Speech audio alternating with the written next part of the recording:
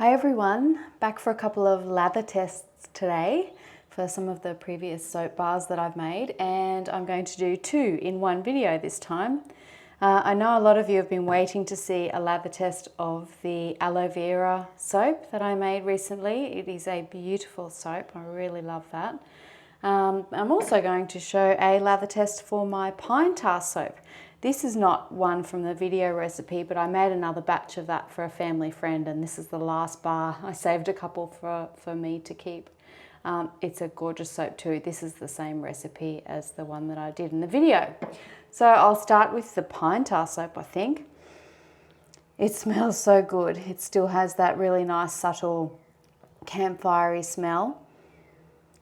But it's not too strong. I did scent this one exactly the same way, so it had tea tree and cedar, and I've got my recipe here. So this soap had quite a lot of different things in it.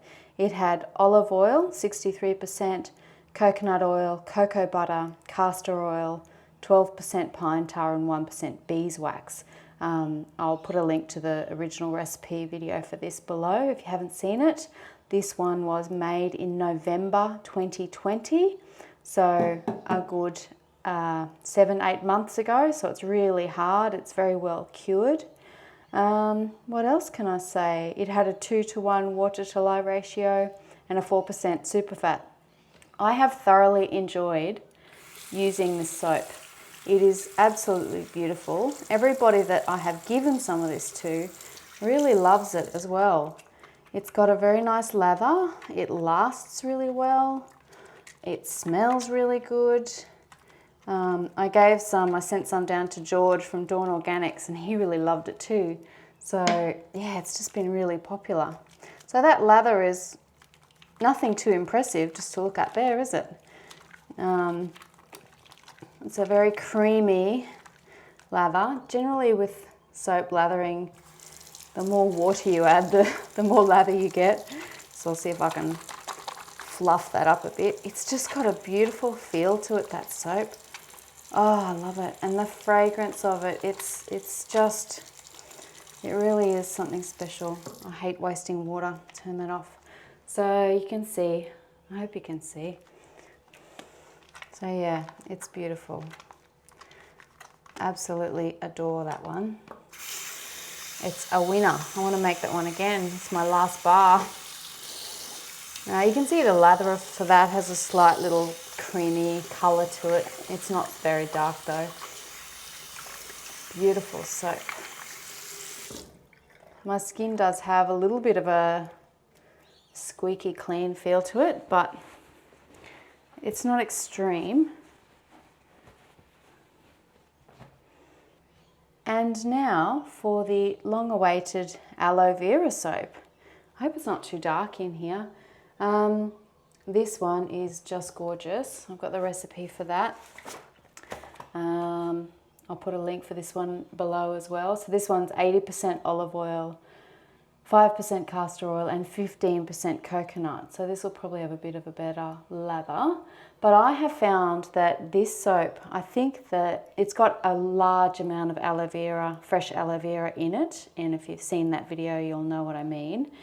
And I do think that the natural sugars in the aloe vera have added to the lather for this soap. This will lather up a little bit more because this is a one that I cut with ridges on it. We'll give it a go. And this was coloured with the indigo as well. So you do get a slight little blue colour in the lather of this soap. The fragrance of this is beautiful. This was made on the 19th of April, 2021. So what are we now in July? April, 4 months. So it's had a good cure. See the bit of a blue in the lather? I don't know if you can see that. It does have a bit of a blue colour. It's not going to stain anything though.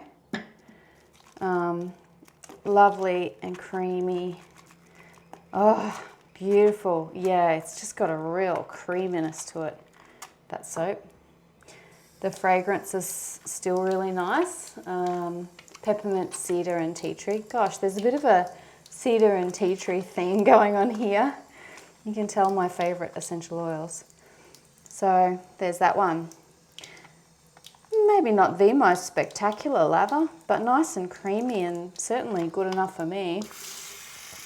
I'm not the biggest fan of giant, big, fluffy lather soaps. I tend to go more for how the soap feels than what it lathers like. Though I know, you know, a really good lather is very important to a lot of people. So, you know, to each their own with these things.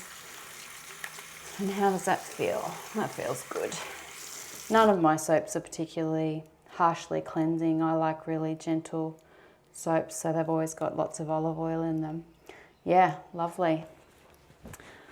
So that wasn't too spectacular. I hope that was interesting though. Both soaps have cured very well. Obviously that pine tar one is well and truly cured. It's quite old now, no dents in that. This aloe one is only a few months old. It's very hard though, it's not squishing when I push it. It's good, it's cured up really nicely despite it being an incredibly soft soap at the beginning. Just wash that off.